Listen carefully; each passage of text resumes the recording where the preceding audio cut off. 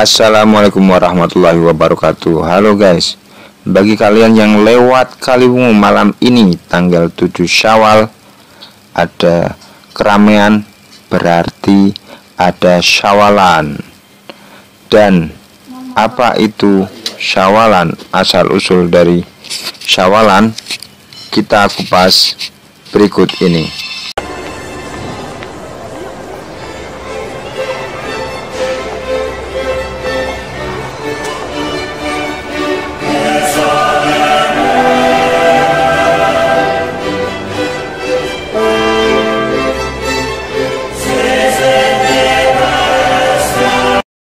Syawalan atau sering juga disebut dengan Lebaran Ketupat, konon diperkenalkan pertama kali pada masyarakat Jawa oleh Sunan Kalijogo.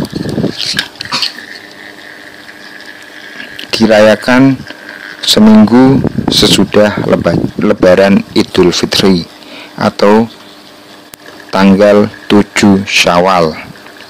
Dasarnya adalah keutamaan puasa 6 hari di bulan Syawal, mulai tanggal 2 Syawal berakhir pada 7 Syawal, melengkapi puasa Ramadan 1 bulan penuh. Arti kata ketupat sendiri dalam filosofi Jawa berarti ketupat atau kupat merupakan kependekan dari ngaku lepat atau laku papat. Ngaku lepat artinya mengakui kesalahan, laku papat artinya 4 tindakan. Ngaku lepat, tradisi sungkeman menjadi implementasi ngaku lepat, mengakui kesalahan bagi orang Jawa. Sungkeman mengajarkan pentingnya menghormati orang tua, bersikap rendah hati, memohon keikhlasan dan ampunan dari orang lain. Laku papat, ada 4 laku, yaitu Lebaran, artinya sudah usai, menandakan berakhirnya waktu puasa. Luberan, meluber atau melimpah, ajakan bersedekah untuk kaum miskin, mengeluarkan zakat fitrah. Leburan, sudah habis dan lebur, maksudnya dosa dan kesalahan akan melebur habis, karena setiap umat Islam dituntut untuk saling memaafkan satu sama lainnya. Laburan berasal dari kata labur, dengan dapur yang biasa digunakan untuk penjernih air maupun pemutih dinding. Maksudnya supaya manusia selalu menjaga kesucian lahir dan batinnya. Filosofi kupat, kenapa meski dibungkus janur? Janur diambil dari bahasa Arab ja'anur, telah datang cahaya. Bentuk fisik kupat yang segi 4 ibarat hati manusia. Saat orang sudah mengakui kesalahannya, maka hatinya seperti kupat yang dibelah. Pasti isinya putih bersih, hati yang tanpa iri dan dengki. Kenapa? Karena hatinya sudah dibungkus oleh janur, ja'anur atau cahaya. Sedangkan tradisi atau syawalan di daerah Kaliwungu Kendal diwarnai dengan penghormatan kepada makam-makam orang suci, baik ulama atau kiai. Salah satu bentuk penghormatan terhadap makam orang-orang saleh itu yaitu dengan mengadakan haul atau memperingati ulang tahun meninggalnya ulama atau kiai dengan cara menziarahi makam dan melakukan tahlil serta mengirim doa kepada ulama tersebut. Kegiatan haul dalam prakteknya diperuntukkan bagi figur tokoh yang sangat dihormati oleh masyarakat, bukan untuk sembarang orang.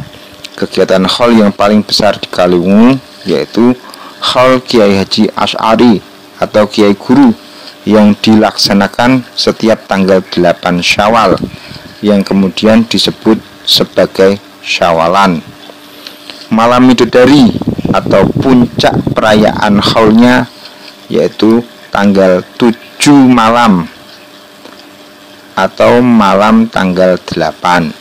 Syawalan ini adalah sebuah cara komunal yang berlandaskan syariat namun lebih kental dengan nuansa kebudayaannya. Kondisi ini tidak terlepas dari karakteristik kota Kaliwungu sebagai kota santri yang mengakar dalam kehidupan seluruh lapisan masyarakat hingga generasi sekarang. Pada mulanya, syawalan merupakan bentuk pengabdian seorang santri kepada gurunya yang sudah wafat, yang diwujudkan dengan menziarahi makamnya, menapaktilas fase sejarah nasab guru-gurunya. Mereka datang bersama sanak saudara dengan penuh keikhlasan untuk mengaktualisasikan eksistensi sifat kesantriannya. Kenapa acara syawalan ini begitu sangat ramai sebelum masa pandemik 2 tahun ini? Pedagang begitu sangat banyak sekali dari berbagai kota datang ke sana. Awalnya para pedagang memanfaatkan kesempatan para peziarah atau santri yang berziarah, karena pastinya setelah berziarah kelelahan menempuh perjalanan 2 km dari jalan raya sampai ke makam. Begitu pula ditambah dengan jalan kampung yang menanjak serta dibuat bentuk anak tangga, sehingga pedagang mengambil untung untuk menjajakan dagangannya di sepanjang jalan menuju makam. Perilaku hormat santri kepada gurunya, dalam hal ini yaitu kiai dan ulama, muncul karena kiai sangat tulus memberikan ilmunya tanpa waktu yang dibatasi, bukan untuk tuntutan materi semata. Hubungan antara kiai dengan santri atau kiai dengan masyarakat umum adalah hubungan sosial yang didasarkan dan diikat pada moralitas keagamaan, bukan oleh upah. Sebuah tradisi belum dapat dipastikan tentang kapan munculnya, karena tradisi disampaikan dan dijalankan secara turun-temurun melalui lisan tanpa adanya dokumen yang pasti. Tradisi syawalan di Kaliwungu tidak ada yang bisa memastikan tentang kapan tradisi tersebut pertama kali muncul, karena tradisi ini sudah berlangsung sejak zaman dulu dan masyarakat Kaliwungu mengikuti apa yang dilakukan oleh leluhurnya. Tradisi dapat diterjemahkan dengan pewarisan atau penerusan norma-norma, adat istiadat, kaidah-kaidah, harta-harta,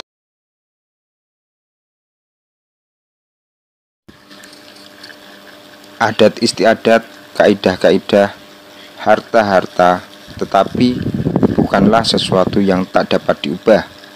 Tradisi justru diperpadukan dengan aneka ragam perbuatan manusia dan diangkat dalam keseluruhannya. Manusia yang menciptakan tradisi, menerimanya dan menolaknya atau mengubahnya.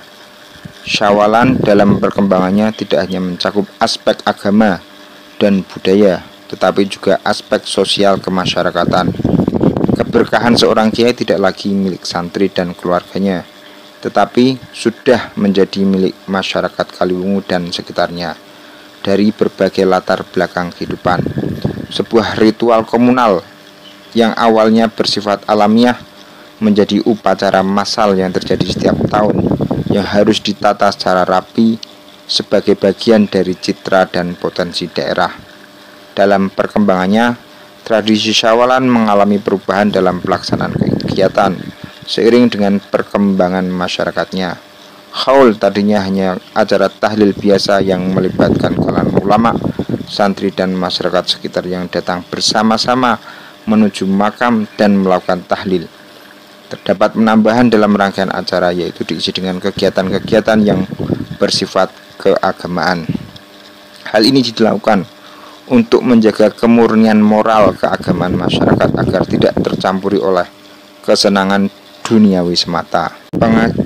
Pengajian dimulai setelah sholat Isya dan berakhir pada tengah malam. Pengajian masih dilakukan secara sederhana dengan menampilkan seorang penceramah. Pengajian diikuti oleh masyarakat Kaliwungu dan sekitarnya. Lokasi pengajian berada di tempat terbuka. Perkembangan selanjutnya, kegiatan pengajian dipindahkan ke Serambi Masjid Al-Muttaqin. Anda cantik, bersih, indah, dan modern.